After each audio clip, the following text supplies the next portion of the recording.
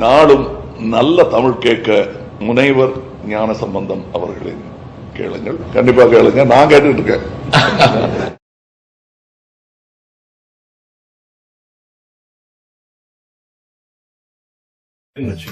தமிழ் கலாச்சாரம் அப்படின்னு சொன்னோம்னா அது எதை உள்ளடக்கியது, எதுல இருந்து வருது?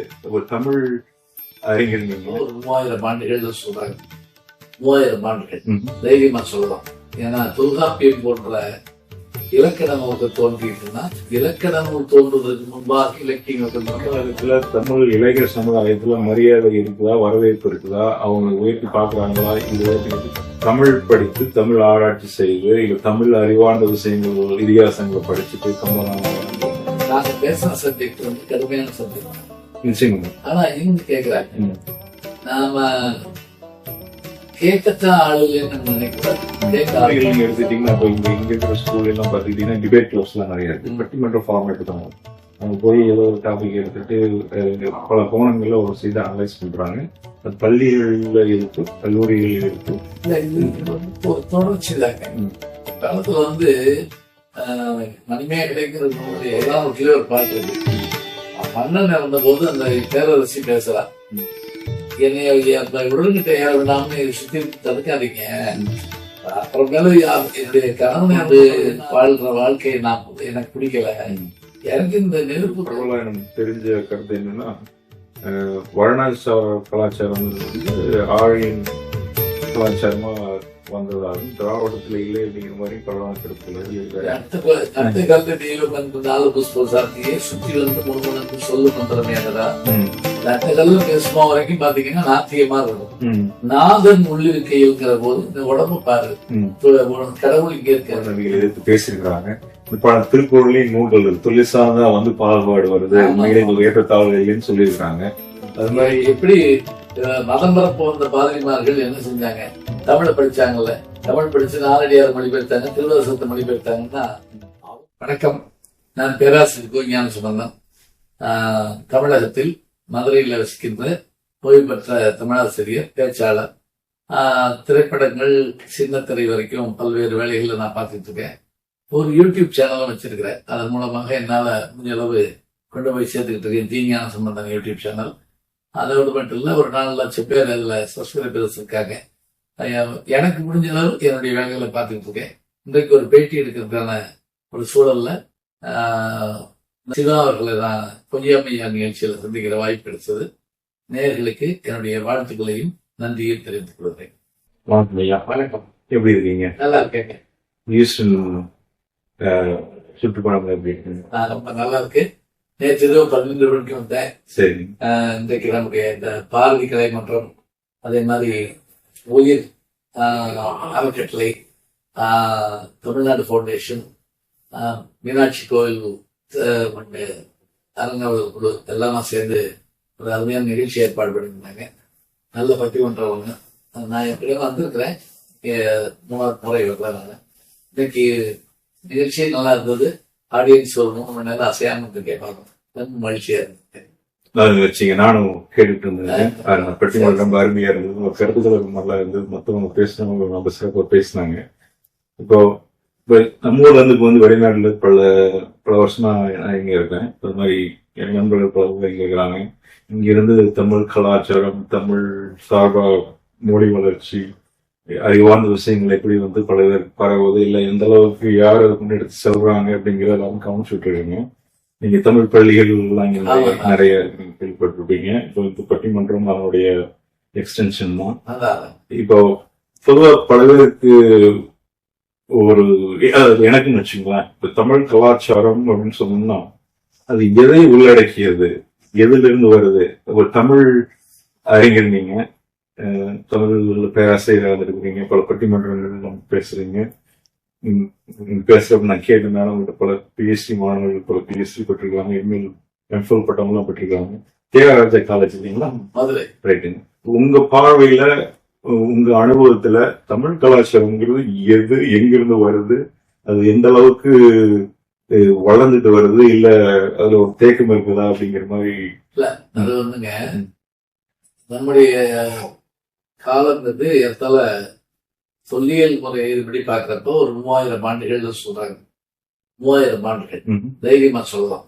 ஏன்னா தொல்காப்பியம் போன்ற இலக்கண நூல்கள் தோன்றிட்டுன்னா இலக்கண நூல் தோன்றுவதற்கு முன்பாக இலக்கியங்கள் இருக்க வேண்டும். பல நாடுகள்ல மொழி இருக்கும், அதுல இலக்கியம் இருக்காது. பல நாடுகள்ல ஒளி இருக்கும், மொழி இருக்காது. நமக்கு மொழி இலக்கணம் எல்லாமே இருக்குது. அதுக்கு ஆதாரம் கீழடி போன்ற இடங்களும், ஆதிச்சநல்லூர் போன்ற இடங்களும், அரிக்கமேடுங்கிற இடம் இதுல பாண்டிச்சேரியில் இருக்கு. இந்த கல்வெட்டுகளும் எனக்கு தொழில நல்ல ஆர்வம் உண்டு. என்னுடைய நண்பர்கள் வேதாசலம், அதே போல சாந்தலிங்கம் போன்ற நண்பர்கள் இருக்காங்க. அமர்நாத் அவர் தான் கீழடி இவரோடதான் பயணப்பட்டிருக்கேன். அதனுடைய பொது விதிகள் பாத்தீங்கன்னா தமிழர்கள்ட்ட நல்ல ஒரு வேளாண்மை குணம் இருந்தது, பெருந்தோம்பல் குணம் இருந்தது, வீரம் இருந்தது. அதே போல காதல், ஒழுக்கம், நிலத்தை அஞ்சா பிரிச்சிருந்தாங்க. நிறைய திசைகள் 4ஆக வைத்து அவற்றுக்கு பேர் வச்சாங்க. தமிழை 3ஆ பிரிச்சாங்க. வாழ்க்கையை அகம்புறம் 2ஆ பிரிச்சாங்க.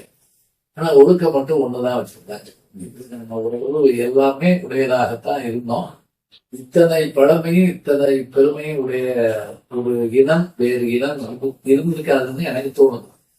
மற்ற இதுகள்லாம் அவர்களுடைய இதுக்கேற்பது போர் போன்றவை. நம்ம போர்ல கூட சில அறநெறிகள் வச்சிருந்தோம். ஒரு மன்னன் சொல்றான் புறநானூற்றுல, என்னுடைய அம்பு இந்த அம்பு உங்களை எல்லாம் தாக்காம இருக்கணும்னா நீங்கள்லாம் விலகி போயிருங்க. யார? வயதானவர்கள், தாய்க்கு ஒரு குழந்தை, பிதுக்கடன் செய்யறவங்க, இவங்களை போன்றவர்கள் எல்லாம் மும்மரம் சேருங்க. எனக்கு நீங்க எல்லாம் எதிரி இல்லை. நான் எதிரியோட மட்டும்தான் போராடுவேன், தவிர நான் எளிய மக்களை தாக்க மாட்டேன் அப்படின்னு ஒரு மன்னன் சொல்றான். அதனால அப்படி மன்னனை வழிநடத்துவதற்காக திருக்குறள் போன்ற அறநூல்கள் இருந்தன. 11 கீழ்கணக்கு முழுவதுமே அறம் சொல்வர் முழுவதுதான். அதனால இவை எல்லாமே நமக்கு இருந்தது. அதனுடைய தொடர்ச்சி என்னன்னு கேட்டா, இப்ப நான் மதுரை மீனாட்சி அம்மன் கோயில் கும்பாபிஷேகத்துக்கு போயிருந்த போது நான் பேசிட்டு கீழே இருக்கிறேன். ஒரு 1,00,000 மக்கள் மதுரைக்குள்ள போறாங்க. அப்படி போற போது எல்லாரும் வீட்டு வாசல்ல அவங்க சாப்பிட கூப்பிடுறாங்க. எங்க வீட்டுக்கு சாப்பிடுவாங்க, எங்க வீட்டுக்கு சாப்பிடுவாங்க. எந்த நாட்டிலையும் நீங்க பார்க்க முடியாது. அதனால அவங்கவுங்க போய் ஹோட்டல் சாப்பிட்டு போவாங்க. எங்க மீனாட்சி கல்யாணத்துக்கு வந்திருக்கீங்க, நீங்க எங்க வீட்டுல சாப்பிடுங்க அப்படிங்கிறேன். இந்த பண்பு இன்றைக்கும் நம்மகிட்ட இருக்குன்னா அது அந்த நாகரிகத்தினுடைய எச்சம்னு நம்ம சொல்லலாம். அது எப்படி இது இந்த நாகரிகங்களுக்கு சொல்ற கருத்துக்கள்லாம் எப்படி நம்ம தெரிஞ்சுக்கிட்டோம்? நம்ம வாழ்முறையில இருந்து சுற்று வட்டத்துல இருந்து நம்ம அப்பா அம்மா பழக்க வழக்கத்துல நீங்க சொல்றீங்க இந்த மாதிரி நீங்க வரவேற்றாங்க, அனுபவத்துல இருந்து கத்துக்கிட்டோமா இல்ல ஒரு சில நூல்கள்ல அதுல இருக்கு? எல்லாமே தாங்க. அதாவது இதன் மூலம்தான் அப்படின்னு இல்லை. நம்மகிட்ட குருகுல முறை இருந்தது, அறிஞர் சபை இருந்தது, தமிழ் சங்கங்கள் இருந்தது. முதல்ல அரசனுக்கு அவைக்களத்துல புலவர்களுக்கு மரியாதை இருந்தது. அதே மாதிரி எல்லா ஊர்களையும் படிச்சவர்களுக்கு மரியாதை இருந்தது. இப்ப ஒரு கிராமத்துல ஒரு ஆசிரியர்னா அவர் வெறும் பள்ளிக்கூட ஆசிரியரா மட்டும் இருக்க மாட்டார். அவர் என்னன்னு கேட்டீங்கன்னா, ஒரு நல்ல நேரம் பார்க்கணுமா அவர்கிட்ட போய் என் வாத்தியாரைய வீட்டுல கேளுங்க. ஒரு மருத்துவம் போய் என் வாத்தியாரைய வீட்டு சொல்லுங்க. ஒரு நல்ல காரியம் ஐயா நீங்க வாங்க அப்படின்னு கூப்பிட்டு போவோம். எங்க அப்பா அப்படிதான் இருந்திருக்காரு, ஆசிரியர். அதே மாதிரி படிக்க வைக்கிறது பிள்ளைகளை. அந்த காலத்துல பணம் கட்டி படிக்கிறதுக்கு எங்க அப்பா என்ன பண்ணுவாங்க, பையங்களை கூப்பிட்டு எங்க வீட்டுல சாப்பிட வச்சுட்டு பெரிய பணக்காரர்கள் வீட்டுக்கு போய் இந்த பையனுக்கு பணம் கட்டுங்க, இந்த பையனுக்கு பணம் கட்டுங்கன்னு சொல்றாரு. அப்பதான் அது இறந்த போது ஒரு பெரிய கோடீஸ்வரர் சொன்ன ஒரு வார்த்தை, என்னைய தர்மம் செய்ய வச்ச ஒரு ஆள் போயிட்டாரு ஐயா அப்படின்னு சொன்னார். இதெல்லாம் ஒரு மரபுகள். புரியுதுங்க. ஒரு காலகட்டத்துல ஒரு ஆசிரியர் படித்தவர், நூல்களை கற்றவர், ஒழுக்க நெறிகளை அறிந்தவர். ஸோ அவருக்கு போய் ஒரு அறிவுரை கேட்கறதுங்கிறது வழக்குல இருந்திருக்கிறது புரியுதுங்க. பட் நம்ம இப்ப தமிழ்நாட்டுல இப்போ நீங்க பட்டிமன்றத்திலையும் கூட நீங்க ஒரு நகைச்சுவையா சொன்னீங்க, நான் இந்த கை பிச்சு கையா இல்ல அப்படின்னு அதை நகைப்பை எடுத்துக்கிட்டேன்னா நகைச்சுவான விஷயம் தான். பட்டிமன்றத்துக்கு அவசியம் நீங்க நகைச்சுவையோட சொன்னீங்க, புரியுங்க. பட் என்னன்னா இப்ப அறிவார்ந்த அறிஞர்கள், இந்த மாதிரி பேராசிரியர்கள் இல்ல தமிழ்ல நல்லா கற்றுக்கொண்டவர்கள், ஒரு அறிவான சிந்தனைகள் பரப்புவர்கள், அப்படிங்கிறதுக்கு தமிழகத்துல தமிழ் இளைஞர் சமுதாயத்துல மரியாதை இருக்குதா, வரவேற்பு இருக்குதா, அவங்க உயர்த்தி பாக்குறாங்களா இல்லையா, அப்படி எப்படி பாக்குறீங்க அதையா? அது குறையும் நான் சொல்ல மாட்டேன். அவரும் ஜாலியத்தான் சொல்றாரு தவிர அப்படி ஒண்ணு அவரு அதுக்காக அந்த எண்ணம் கொண்டவர்னு இல்லை. அவரும் வந்து என்ன இது அந்த கையா அப்படின்னு அவர் சொல்ல அவரை குறிப்பிட்டு சொல்லுங்க. என்ன சொல்றது, பொதுவா என்ன சொல்றேன்னா இப்ப சீமானுடைய என்ன சொல்றேன்னா இளைஞர்கள் மேல அவங்களுடைய பற்று அதிகமா இருக்குது. அவங்க சொல்றாங்க, அவங்க நோக்கி போறாங்க. இப்ப ஒரு அறிவார்ந்த ஒரு பேச்சோ இல்ல அறிவார்ந்த முறையில ஒரு பட்டிமன்றமோ அதுக்கு வரவேற்பு இல்ல அதன் மூலமா வந்து ஒரு வாழ்க்கை முறையில ஒரு வாழ்க்கை முறையை ஒரு குடும்பம் நடத்துற அளவுக்கு வருமானம் வர்ற அளவுக்கு அறிவான் அந்த காலத்துல இப்பளவர்கள் எல்லாம் மன்னர்கிட்ட போனாங்க, மன்னர்கள் வந்து பொன்முடி கொடுத்தார்கள். இந்த மாதிரி இந்த காலத்துல தமிழ் படித்து தமிழ் ஆராய்ச்சி செய்து இல்ல தமிழ் அறிவார்ந்த விஷயங்கள் இதிகாசங்களை படிச்சுட்டு கம்பராமாயணம் நீங்க சொல்றீங்க 17 கணக்கு இல்ல 50 காப்பியங்கள் அதெல்லாம் வந்து யாரும் ஆழ்ந்து பாக்குற மாதிரியோ பேசுற மாதிரியோ இல்ல அது சமுதாய புழக்க வழக்கத்துல இயல்புல அது இருக்கிற மாதிரி தெரியல. வழிபாடுகள் இருக்குங்க, இல்லைன்னு சொல்ல முடியாது. ஆனா நீங்க இங்க இந்த கூடத்தை பாத்தீங்க இல்லையா, இன்னைக்கு நாங்க பேசுற சப்ஜெக்ட் வந்து கடுமையான சப்ஜெக்ட். ஆனா இங்க கேக்குறாங்க, நாம கேட்கத்தான் ஆளுன்னு நினைக்க கூடாது. கேட்க ஆளு சொல்லத்தான் ஆளு. ஏன்னா அவங்க எல்லாம் என்டர்டைன்மெண்ட் போதும்னு நினைக்கிறவங்க இருக்கத்தான் செய்யறாங்க. இப்ப நாங்க இதை போய் ஒரு கல்லூரியில பேச முடியாது. கல்லூரியில வந்து அவங்க வந்து பொறுமையா இருந்து கேட்க மாட்டாங்க. ஏன்னா அவங்களுக்கு அறிமுகம் இல்லாத விஷயம். இப்ப நான் ஒரு பாட்டு சொல்லியிருக்கேன், கீழே போக சேர்ந்து சொல்றாங்க. இது சொல்ற அளவுக்கு இப்ப இருந்தா தான் பேச முடியும். அதனால நீங்க சொல்ற மாதிரி சில குறைபாடுகள் மற்றவை எல்லாம் இருந்தாலும் கூட பொதுவாக எல்லாரும் இன்னொன்று தெரியுங்களேன், இன்னைக்கு ஆர்டிபிஷியல் இன்டெலிஜென்ஸ் வந்த பிறகு கூட ஒரு பொருளின் சொல்லணும், ஒரு சங்க இலக்கியமோ ஒரு பழைய தொல்லியல் விஷயங்களோ கீழடி பற்றிய செய்தியை பார்க்க இளைஞர்கள் வர்றாங்க. ஏன் நம்மாழ்வார் என்கின்ற அந்த ஒரு இயற்கை வேளாண் விஞ்ஞானி இறந்த போது அவருடைய அந்த இறுதி ஊர்வலத்துல அதிகமான ஐடி பீப்புள் கலந்துட்டாங்க. இப்ப என்ன சொல்றீங்க, ஐடி பீப்புள் சம்பாதிக்கிறதுக்காக வெளிநாடு போறாங்கன்னு தான் சொல்றோம். ஆனா பல பேர் அன்னைக்கு வந்திருந்தவங்க சிங்கப்பூர் வந்து மலேசியால இருந்து வந்திருந்தாங்க. யார பாக்க அவருடைய அந்த இறுதி ஊர்வலம் பழமைக்கு தகுந்த விஷயம் தான். அது வந்து நம்ம அதை நோக்கிதான் நம்ம பயணம் இருக்கணும். சமூகம் நம்ம எதிர்கால இளைஞர்கள் எல்லாரும் வந்து ஒரு அறிவார்ந்த விஷயங்கள் முக்கியத்துவம் கொடுக்கணும், படிக்கணும், சிந்திக்கணும். அதுக்கு அந்த மாதிரி அவங்களுடைய வாக்களிப்புகள் இருக்கணும். அது மாதிரி சரியான முறையான ரெப்ரஸன்டேட்டிவ் அவங்க வந்து தேர்ந்தெடுக்கணும். அது எல்லாரும் வளரணும் அப்படிங்கிறது எதிர்பார்க்கிறாங்க.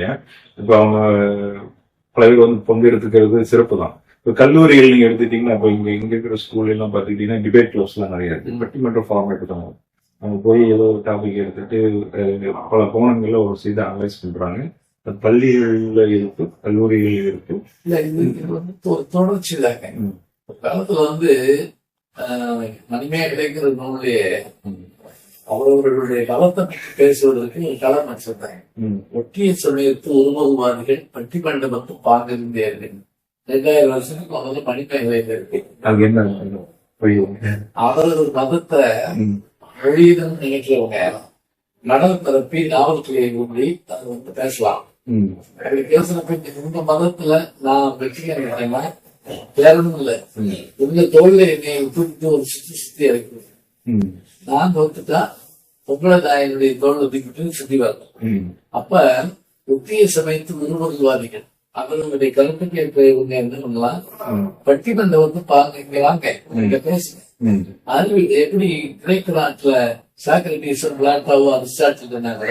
அது போல இங்கேயே நல்ல புலவர்கள் இருக்காங்க. மன்னர்களுக்கே நிதி சொல்ற புலவர்கள் இருக்காங்க. மன்னன் வந்து ஒரு சோழ மன்னன் சண்டை போடுறதுக்கு ஒரு புலவர் இருக்கிறார். நீயும் சொல்ல அவனையும் சொல்ல சண்டை போட்டா என்ன அர்த்தம்? அது மட்டும் நான் குழந்தைய போய் யானை கால வச்சு குடிக்க போறேன், அது நியாயமா? அப்படி இல்லையா? குழந்தை யானை கால் சிறுவதையை தவிர சாக போறது இல்லையா அப்படின்னு சொல்லி தடுக்கிறார். சந்து செய்கிறாங்க. இதெல்லாம் ஒரு மரபுல இருந்து கிட மாட்டேன். இன்னைக்கு நீங்க சொல்ற குறைபாடுகள் காரணம் என்ன அப்படின்னா, இன்னைக்கு உலகமே மாறிட்டு இருக்கு. அந்த மாற்றத்துல இருந்து மீட்டெடுக்கிறது கொஞ்சம் கடினமான வேலையாத்தான். குறைபாடு அப்படிங்கிறத விட நிலவரத்தை தெரிந்து கொண்டு அதை புரிஞ்சு கொண்டு அது காரணம் என்னன்னு நம்ம தெரிஞ்சுக்கிட்டு என்ன பண்ணலாம் அப்படிங்கிற மாதிரி நோக்கத்துக்கு தான் நான் கேட்கறேங்க. இப்ப தமிழ்நாட்டுல இருந்து நான் போனாங்களா இங்க வந்து வெளிநாட்டு அமெரிக்காவில் இருக்காங்க, கனடாவில் இருக்காங்க, யூரோப்ல இருக்காங்க, பல பேர் வெளிநாட்டுக்கு விரும்ப போறாங்க. காரணம் மெயினா பாத்தீங்கன்னா பொருளாதாரம். அங்க வேலை வாய்ப்பு நல்லா இருக்கு, வாழ்க்கை முறை நல்லா இருக்குன்னு வர்றாங்க. அதுக்கு முக்கிய காரணம் எல்லாம் என்ன சொல்றாங்கன்னா அறிவார்ந்த விஷயங்களை முக்கியத்துவம் ஆராய்ச்சி செய்து அதுல அவங்க வளர்ந்து தொழில் முன்னேற்றத்துல இருப்பதனால இதெல்லாம் நடக்குது அப்படின்னு சொல்றாங்க. இப்ப அந்த பாங்கு நம்ம நாட்டுக்கு இருந்தோம்னா எல்லாருக்கும் நல்ல இப்ப நீங்க கல்லூரியில் நீங்க குடியரசு படி சொன்னீங்க, மாணவர்கள்லாம் வந்து ஆர்வம் இல்லை அப்படிங்கிற மாதிரி இருக்குதுன்னா இல்ல அது காரணம் மொழிப்பாடம் தமிழ் இருக்கு இல்லையா, தமிழ் 10ஆம் கிளாஸோட படிச்சுதான் அவன் வந்து இப்ப இதுக்கு வரும்போது அவனுக்கு தமிழே தெரிய மாட்டேங்குது. வருத்தமா தான் இருக்காங்க. பிளஸ் ஒன் பிளஸ் டூ நான் அடிக்கடி சொல்றது என்னன்னா கட் ஆஃப் மார்க்கெட் ஒன்று வைக்கிறீங்கன்னா அந்த தமிழையும் சேருங்க. பிசிக்ஸ் கெமிஸ்ட்ரி பயாலஜி இந்த மாதிரி தமிழ் சேருங்க. தமிழுக்கான ஒரு உணர்வு கிடைக்கும் அப்படின்னு நான் தான் நிறைய சொல்லி பாக்குறேன். அது பல பேர் அதை ஏற்றுக்கிறாங்க, சட்டமா இருக்காங்கன்னா நல்லது. இப்பதான் முதல்ல என்ன பண்றாங்கன்னா அண்ணா யூனிவர்சிட்டியில தமிழ் பேப்பர் வச்சிருக்கேன். இந்த தமிழாசிரியர் வேலை வச்சிருக்காங்க, கல்லூரி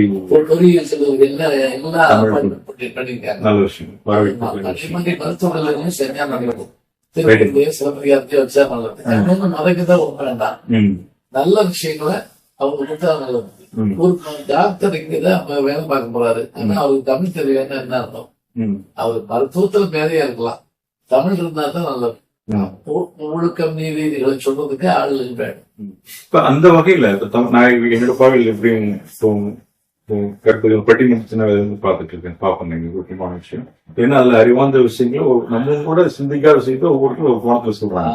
இப்ப நீங்களும் கூட சொன்னீங்க பேசியில பேச்சாளர் இருந்து நீங்க பல விஷயங்களை தெரிஞ்சுக்கிட்டீங்க, நல்லா இருந்தது. எனக்கே ரொம்ப பெருமையா இருக்கு. அதாவது அவர்களுக்கு எட்டாவது நம்மகிட்ட கொடுக்குறாங்கிறது ஒரு நல்ல விஷயம். நடுவுக்கு வந்து அவங்க வாங்கணும், அவங்ககிட்ட வந்து நான் வாங்கணும், எங்க 2 பேருக்கு வந்து கீழே இருக்கவங்க வாங்கணும். இதுதான் பட்டிமன்றம். இது ஒரு நிறைவா இருந்தது.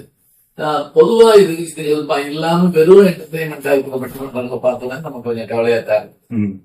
இப்ப அந்த வகையில் பாக்குறதுங்க ஐம்பெரும் காப்பியங்கள், புறநானூறு, கம்பராமாயணம், இதுல வந்துட்டு இது நம்ம தமிழ் கலாச்சாரத்தினுடைய மூலம் சிலப்பதிகாரம் இதெல்லாம் வந்து அந்த காலத்துல இதுதான் ஐம்பெரும் காப்பியங்கள் முக்கியமான நூல்கள்னு சொல்றோம்.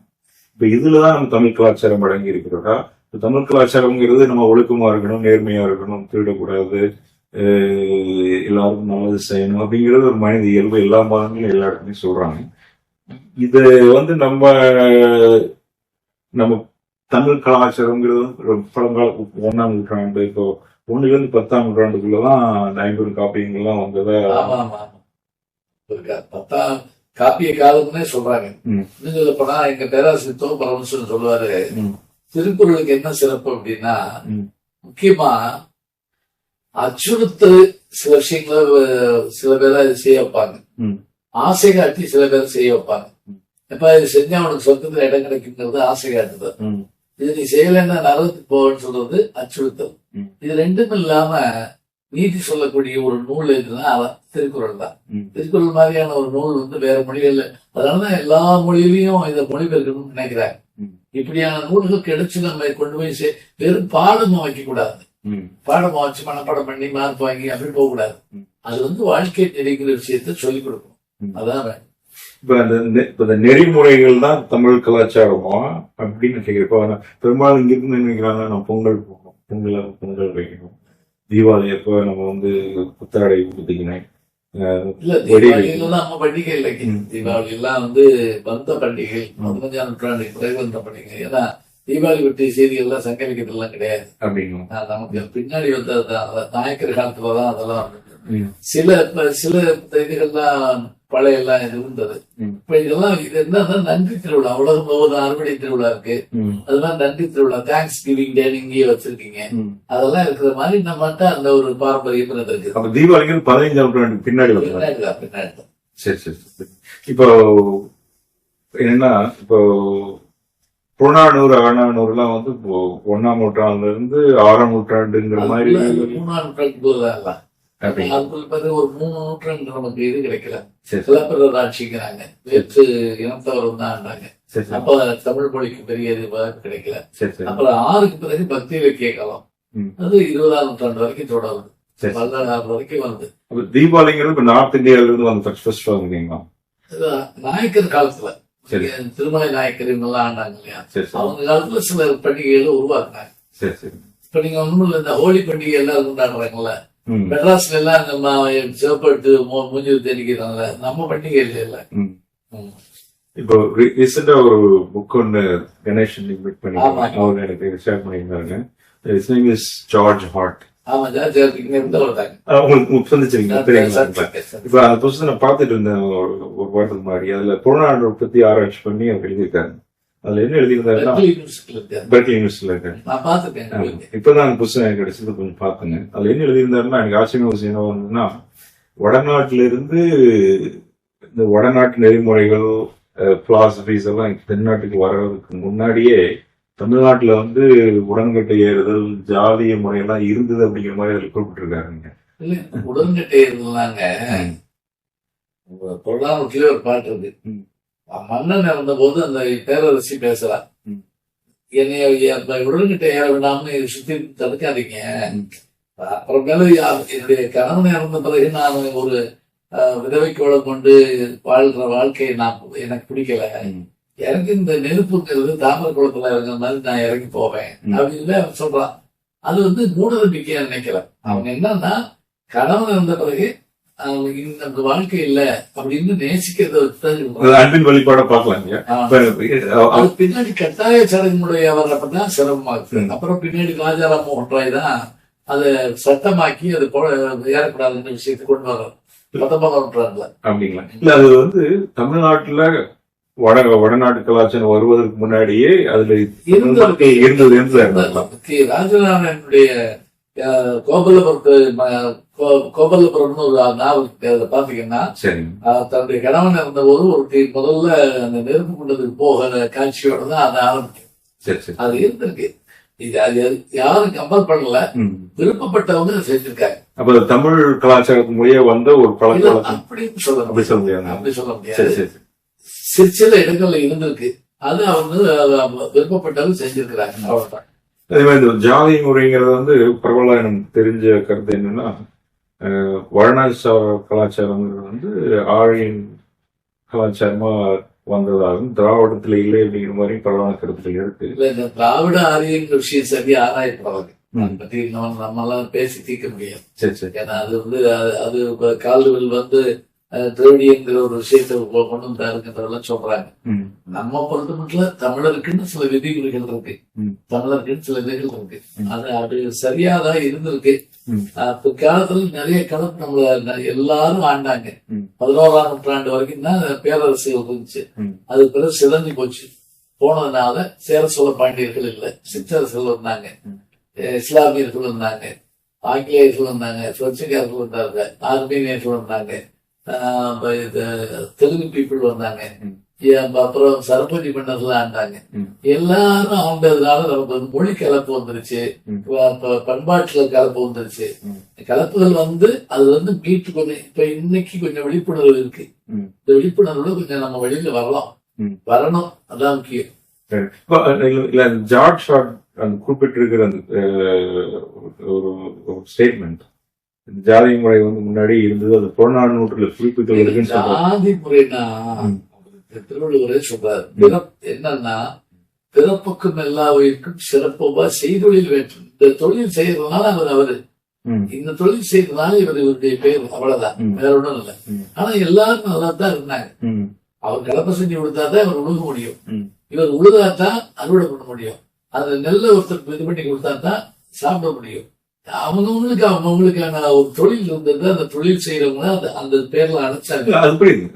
அவங்களும் நம்மளை ஏற்படுத்தி கொண்டதுதான். அது ஒரு காலத்துல அது ஆரம்பிச்சிருக்கு, அது ஒரு காலத்துல வந்து உயர்ந்திருந்தது, தாழ்ந்திருந்தது, மேலே கீழே போயிருக்கு. உயர்வு தாழ்வு இல்லைங்க, உயர்வு தாழ்வுங்கிறது காட்டலாம். நான் இங்கதான் பறக்கணும்னு நான் நினைக்க முடியுமா? முடியாது. இப்ப பிறந்துட்டோம், அவர் இதுக்கு ஏற்றபடியாக வாழ்றோம். எல்லாவற்றையும் மாற்ற எதால முடியும்னா கல்வியால் முடியும்னு அன்னைக்கே சொல்றான். நீ நல்லா படிச்சு நீ பெரிய ஆள் ஆயிட்டனா அங்க வந்து உனக்கு வந்து எந்த விதமான ஜாதியும் கிடையாது. உன்னை உயர்த்துவது கல்விதான். நாலடியார் போன்ற நூல்கள் வந்து அதை வற்புறுத்தி சொல்லுது. கீழ்ப்பால் ஒருவன் கற்பின் மேற்பாதவரும் அவங்கட்படுமையான ஒரு பாடல் இருக்கு. இல்ல எளிய குலத்தில் பிறந்தவனாக இருந்தாலும் ஒருத்தர் படிச்சு மேல வர்றான்னு வச்சுக்கேன், அவனை எல்லாரும் படிக்கத்தான் செய்வாங்க. 4 பிள்ளைகள்ல படிச்ச பிள்ளைய தான் அம்மாவே விரும்புவான் அப்படின்னு அந்த ஒரு மன்னனே எழுதுறான். அப்படின்னா ஒரு குணநலங்களை சார்ந்து அவர் எப்படி வந்து மற்றவங்களுக்கு வந்து பண்பா நடந்துக்கிறாங்க, அவங்க செயல்னால என்ன பயன் இருக்குது. கல்வியால் எல்லாம் மாற்ற முடியும்னு நம்பிக்கை. இப்ப நீங்க இந்த நூற்றாண்டிலேயே பார்க்கலாம், கல்வி எவ்வளவோ பெரிய விஷயங்களை கொடுத்துருக்காங்க. அறிவு வளர வளர, கல்வி வளர வளர நம்ம மூட நம்பிக்கைகள் போகும். தீப்பெட்டி கண்டுபிடிச்ச பிறகு பேய் பற்றிய பயம் போச்சுமாங்க. எங்க ஊர்ல வந்து விளையாட்டு சொல்லுவாரு, இந்த ஸ்ட்ரீட் லைட் வந்து ஒரு பேய் காணும் தெரியல. அதேதான் தீப்பெட்டி பொறுத்து பார்த்தவங்க தெரிஞ்சு போதில்ல, இது இல்ல அது கல்வி மாதிரி தான் புரிந்து கொள்ளும், சரியான புரிந்து கொள்ளல் வந்துருது அப்படிங்கிறது. அதே மாதிரி இப்ப நீங்க ஜாதி இந்த மாதிரி தவறான எண்ணங்கள், அது இக்னோரன்ஸ், எப்படி சொல்றது, ஒரு கல்வி அறியாமை, இப்ப அதையெல்லாம் ஜாதி பழக்க வழக்கங்கள், தவறான பழக்க வழக்கங்கள் எல்லாம் சாடி வந்து சித்தர்கள் நிறைய பாடியிருக்காங்க. அதாவது சித்தர்கள் வந்து என்னன்னா அவங்க இந்த இதுக்கான எதிரானவங்க. அவங்க நீ குளிக்கலையா கோயிலுக்கு போத அப்படின்னாங்க. அவன் சொன்னே குளிக்கிறதுக்காக மனசு நல்லா இருந்தா போதுதான், இதை குளிக்கலாம் போறேன். அப்படி பார்த்தா மீன் தவளைதான்டா முதல் சொர்க்கத்துக்கு போகும். என்ன ஸ்கெட்சா ஒரு படத்தை சொல்லுவாரு, நீ குளிக்கல உள்ள போகாத சொர்க்கத்துக்கு போக மாட்டேன். குளிச்சவன் தான் போகணும்னா தனிக்குள்ளே எடுக்கிற மீன் தாண்டா முதல்ல போகணும் அப்படின்னு பாருதுல. அவர் நல்லா இதெல்லாம் சொன்னாங்க. சித்தர்கள் காலம் எந்த காலம் இதெல்லாம் வந்து நம்ம 50 தனியா காலமும் கிடையாது. பெரும்பாலும் அவங்க வந்து ஆரியர்களுடைய வருகைக்கு பிறகுதான் அவங்க அந்த இதுகளை எதுக்குறாங்க. அப்போ 1ஆம் நூற்றாண்டுகளுக்கு பின்னாடிதான் சடங்கு முறைகளை வந்து எதுக்குறாங்க. கடுமையா எடுத்து பேசிருக்காங்க. எல்லாமே கடவுள்ங்கிறது மனசுலதான் இருக்கு, குளத்தில் இல்ல. நட்ட கல்ல தெய்வம் என்று 4 புஷ்ப சாத்தியே சுத்தி வந்து முணுமுணு சொல்லு மந்திரமே. அதடா நட்ட கல்லும் பேசுமா வரைக்கும் பாத்தீங்கன்னா நாத்தியமா இருக்கும். நாதன் உள்ளிருக்கைங்கிற போது இந்த உடம்பு பாரு, கடவுள் இங்க இருக்காரு, நீதான் கடவுள். அப்ப இந்த கடவுள் நம்பிக்கையே அந்த ஆத்தியத்தை வந்து மூட நம்பிக்கைகளை எதிர்த்து பேசி, பெரிய வந்து மூட நம்பிக்கைகளை எதிர்த்து பேசணும்னு சொல்றோம். அதே மாதிரி அவரோட கடுமையா சாடி பேசிருக்காங்க. ஆனா கடவுள் இல்லைன்னு சொல்லாம, கடவுள் உனக்குள்ள இருக்கிற மனதை பண்படுத்த வேண்டும் அப்படின்னு சொல்லிட்டு. ஆமா, அது மட்டும் இல்ல, ராமானுஜர் போன்றவங்க கோயிலுக்குள்ள எல்லாரையும் கூட்டு போயிருக்காரு. 1000 ஆண்டுகளுக்கு முன்னாலேயே எளிய மக்களுக்கு திருக்குறள் மக்களுக்கு கோயிலுக்குள்ள கூட்டு போயிருக்காரு. அதெல்லாம் நம்ம இதுல பாக்குறோம். அதனால ஒரு பண்பாடு மிக்க இனம் இது. அப்ப அந்த பண்பாடு உலகில் பாத்தீங்கன்னா அந்த பண்பாடு ராமானுஜர் காலத்துல ராமானுஜர் பண்ணிருக்காரு. சித்தர்கள்லாம் வந்து இந்த மாதிரி ஜாதி மூடநம்பிக்கைகளை எதிர்த்து பேசியிருக்கிறாங்க. இப்ப திருக்குறளையும் நூல்கள் தொழிற்சார்ந்தா வந்து பாகுபாடு வருது, உண்மையிலே ஏற்றத்தாழ்வுன்னு சொல்லியிருக்கிறாங்க. அது மாதிரி நம்ம 50 நூல்கள், சிலப்பதிகாரங்கள், நீதிநெறிகள் எல்லாம் இருக்கு. இவ்வளவு சொல்லி இருந்தும் கூட அது நிகழ்காலத்தில் மக்கள் 400 வருஷம் வெள்ளக்காரங்க ஆண்டுருக்காங்க. அப்பதான் கல்வி முறையை மாத்தி விடுறான். நமக்குள்ள அந்த மாற்றத்துல ஏற்பட்டதுனால சில மோகங்களால நம்ம அடிமைப்பட்டு போனோம். நாய் கூட சொந்த நாட்டு நாய் வளரக்கூடாதுன்னு நினைக்கிறாங்க சில பேரு. அப்படிங்கிற போது அந்த இந்த இது வந்து தற்காலிகமா இருக்கலாம், மாற்றம் வரும்னு நான் நம்புறேன். இப்ப அந்த இல்ல ரொம்ப கேட்க எப்படின்னா, இப்ப என்ன மாற்றங்கள் வருது, மக்கள் வந்து தினந்தோறும் எதை பார்க்கணும் இல்லை. இதுதான் நம்முடைய கலாச்சாரம், இதுதான் நம்முடைய பண்பாடுங்கிற விஷயத்த நம்ம உணர்த்திட்டோம்னா அவங்க புரிஞ்சுக்குவாங்க.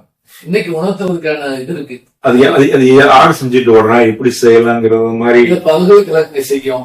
அது அறிவார்ந்த பெருமக்கள் ஜாதிகார் சொல்றீங்கல்ல, அது மாதிரி பெருமக்கள் செய்வாங்க, செய்யணும். அதான் முக்கியம். நீங்க பல நூல் எழுதிருக்கீங்க, பல எழுத்தாளர்கள் வந்து பேச நான் கேட்டிருக்கேன். தமிழ்நாட்டுல வந்து எந்த நூல் எழுதினாலும் பெருசா வாங்க மாட்டேறாங்க. அது வந்து என்னங்க, வெளிநாட்டுல வைக்கிற அளவுக்கு இங்க வைக்கலங்கிறப்ப அது வேற. ஒவ்வொரு நாட்டுக்கும் ஒவ்வொரு வகையில இருக்கலாம். அது இங்க இருக்கிற சினிமா மோகம்ங்கிறது வேற, வெளிநாட்டுல அப்படி இல்லாம இருக்கலாம். இப்ப நீங்க கேரளாவிலேயே சொல்றாங்க, நாங்க வந்து சினிமா நடிகர்கள் தேர்ந்தெடுக்கிறது இல்லைங்கிறாங்க. மம்முட்டியும் விரம் சொல்றாங்க. இங்க நம்ம அப்படி சொல்ல முடியாது. இங்க இதனுடைய விருப்பம். இப்போ எம்ஜிஆர் இருக்காரு, ஜெயலலிதா இருக்காங்க, 5 பேர் அரசியல் இருந்து வந்திருக்காங்க. அதனால இந்த சினிமால இருந்து வந்திருக்காங்க. அதெல்லாம் இங்க இருக்க ஒவ்வொருத்தருக்கும் ஒவ்வொரு முறை இருக்குங்க, அவ்வளவுதான். இந்த வாசிப்பு பழக்கங்கள் பாத்தீங்கன்னா பல பேர் எழுத்தாளர்கள்லாம் வந்து பல புத்தகம் எழுதுறாங்க, அதுவே தொழிலா வச்சிருக்கிறாங்க. அவங்க எல்லாம் ரொம்ப வசதியா பல மில்லியன் டாலர்ஸ் புத்தகம் எழுதுறாங்க, சம்பாதிக்க முடிகிறது, வருமானம் ஈட முடிகிறது. அதுக்கு தகுந்த மாதிரி நிறைய கருத்துக்கள் சொல்றாங்க. எங்க ஆங்கிலத்தில் எழுதப்படுறது தமிழ் ஒரு பிராந்திய மொழி தானுங்க. அங்க இருக்கவன் அவ்வளவுதான் வாங்குவான். 8 கோடி பேரும் புத்தகம் எப்படி வாங்க மாட்டாங்கல்ல. ஹிந்தி படம் ஓடுற அளவுக்கு இங்கிலீஷ் படம் ஓடுற அளவுக்கு நமக்கு ஓடலைன்னா அது உலகம் முழுவதும் கொண்டு போறாங்க. அதான் ஒரு காரணம். அது ஒரு காரணம். இன்னொரு பக்கம் பாத்தீங்கன்னா இப்ப இங்கிலீஷ் எழுதுறாங்க, அது புத்தகம் நல்ல நல்ல கருத்துக்கள் இருக்கு, புதிதான கருத்துக்கள் இருக்கு, அதை வாங்கி படிக்கிறதுக்கு பயனடைகிறாங்க, அதை பத்தி பேசுறாங்க, பத்திரிகைகள் எழுதுறாங்க, அது பல மொழியில வந்து மொழிபெயர்க்கப்படுகிறது, வேற மொழியில இருக்கவங்க வாங்குறாங்க. அந்த மாதிரி பிரபலமா எல்லாரும் போற்றக்கூடிய பரவலா பேசக்கூடிய அளவுக்கு அறிவார்ந்த புத்தகங்களை தமிழ்ல இருந்து வர்ற மாதிரி வந்திருக்கா? எனக்கு அந்த மாதிரி வந்திருக்குங்க. எப்படி மதம் பரப்ப வந்த பாதிரிமார்கள் என்ன செஞ்சாங்க? தமிழை படிச்சாங்கல்ல, தமிழ் படிச்சு நாலடியார் மொழிபெயர்த்தாங்க, திருவசத்தை மொழிபெயர்த்தாங்கன்னா அவங்க வந்து வேலையை விட்டுட்டு வேற வேலை செய்யற அளவுக்கு தமிழ் அவங்களை எழுந்துச்சா இல்லையா? அதனால இங்கேயும் நல்ல விஷயங்கள் இருக்கு, நம்ம கொண்டு போய் சேர்க்கணும், அவ்வளவுதான். சேர்க்கிறோம்னு எனக்கு நம்பிக்கை இருக்கு. இந்த நான்லாம் எனக்கு 1000 வேலைகள் இருந்தாலும் மட்டும் நான் இங்க வரேனே, எதுக்காக? நம்மளால முடிஞ்சது செய்யலாங்க இருக்கா. நான் அதிகாரத்துல இல்ல, நான் வந்து ஒரு ஓய்வு பெற்ற ஆசிரியர் தான். நான் பணம் மற்றவை காட்டிலும் நான் என்ன அப்படின்னா இந்த ஒரு உங்களை அறிவார்ந்த மக்களை சந்திக்கலாம், ஒரு சபையை பார்க்கலாங்கிறது தான். அதுக்காக தான் நான் பயணப்பட்டுக்கிட்டு இருக்கேன். என் மாதிரி இருக்கக்கூடியவங்களும் மற்றவர்களும் சேர்ந்து ஏதோ ஒரு மாற்றத்தை கொண்டு வர பார்ப்போம். காலம் பதில் சொல்லட்டும். நன்றிங்க, ரொம்ப நன்றிங்க, சந்தோஷம். வாழ்த்துக்கள். பொய்யாமையால வந்து அழகான கேள்விகளை கேட்டாங்க, ஒரு கவலையோடு கேட்டாங்க. அந்த கவலைக்கான மாற்றங்கள் விரைவில் வரும்னு நான் நம்புறேன். நம்பிக்கையோடு இருப்போம். நன்றி, வணக்கம். நன்றிங்க.